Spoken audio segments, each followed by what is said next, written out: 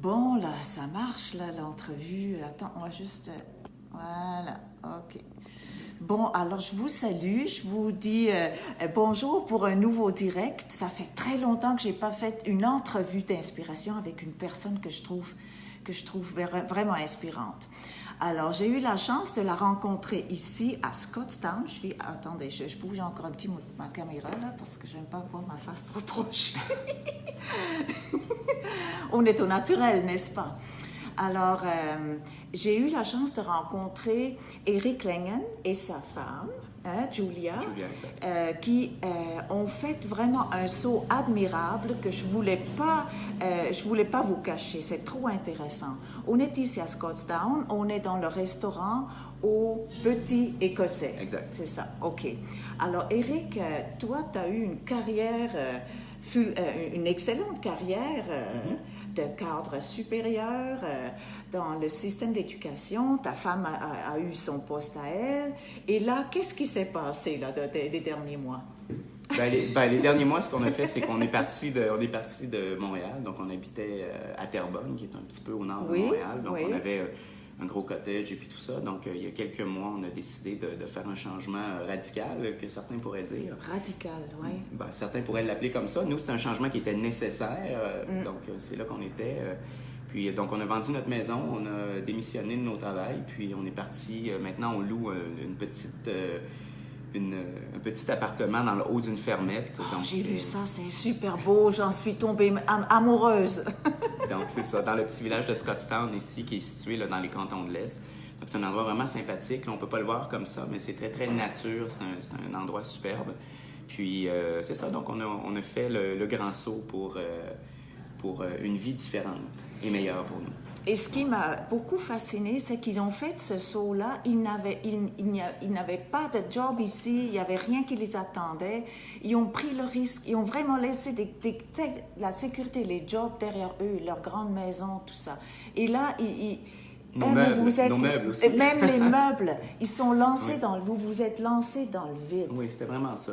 J'ai l'image quand on est petit, puis qu'on se balance sur une balançoire, puis là, on arrive en haut, puis là, on a le goût de se laisser aller. Là. Ouais. Ah oui. C'est comme sauter de la balançoire. C'est un peu ça. On a lâché la balançoire, on s'est laissé aller. Ah ouais. Puis, certains disent, vous avez du courage. Oui, ça prend une dose de courage. Mais je vous dirais, c'est aussi un point dans la vie où tu arrives puis tu te dis, il faut changer. Si je ne change pas, je m'en vais dans une voie qui n'est pas bonne pour moi, puis une voie qui va m'amener vers moins de bonheur, ou en fait, peut-être même vers le malheur. Fait que déjà là, il y avait de moins en moins de joie dans notre vie, à l'intérieur du système, comme je te racontais. Puis on s'est dit, non, il faut changer parce qu'on n'est vraiment pas dans la bonne direction. Puis on a fait un changement, ça fait juste 3 mois, mais là, tu sais, on a pris la direction d'un petit restaurant dans le village qui est sympathique.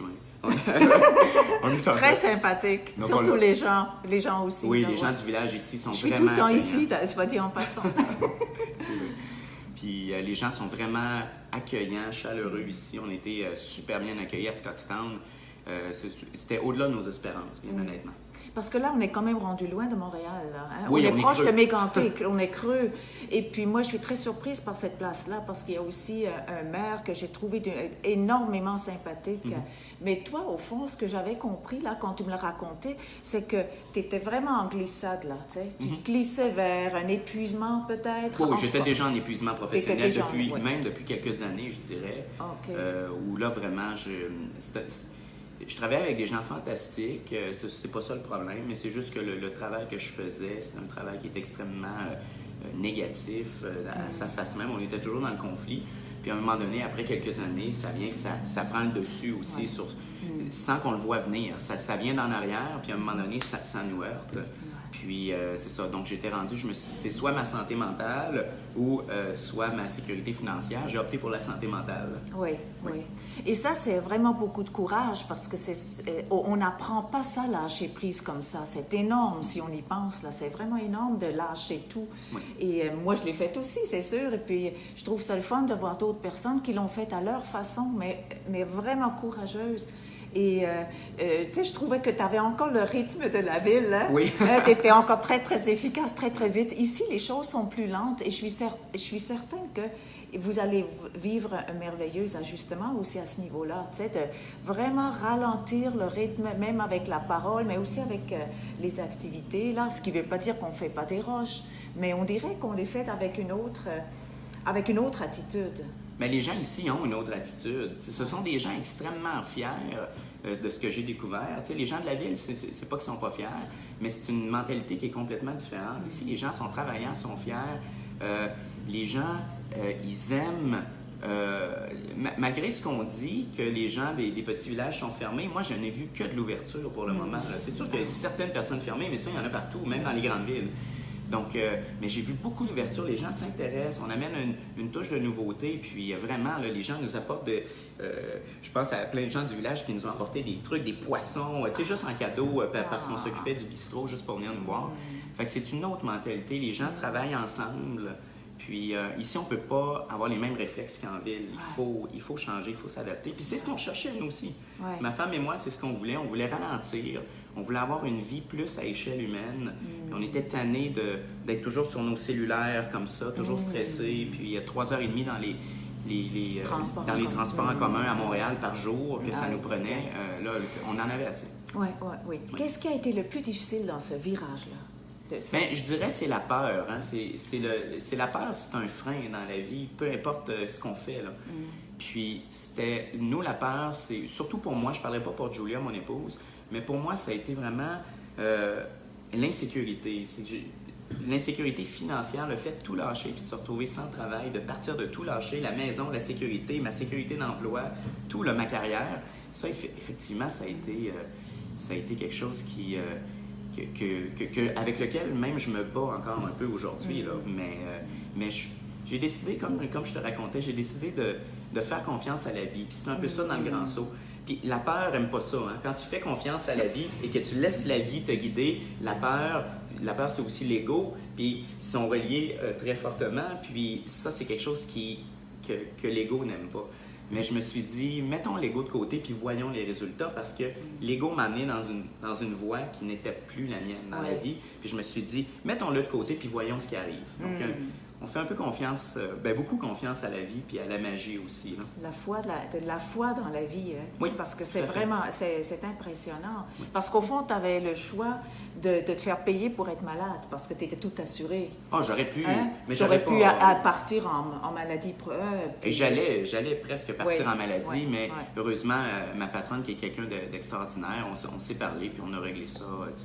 On a réglé un départ qui était beaucoup mieux pour tout le monde, tant pour l'endroit où j'étais que pour moi. Fait que ça s'est fait dans le plus grand respect. Puis ça m'a beaucoup aidé aussi dans le processus. Oui. En tout cas, moi, je peux vous dire que c'est vraiment impressionnant de le voir parce que moi, je suis venue souvent parce qu'il y a du Wi-Fi, j'avoue. Là. C'est quand même un homme qui aide aujourd'hui. Alors, moi, ça m'a aidé là, dans mes contacts, dans mes communications. Mais déjà, il y a beaucoup de gens qui viennent.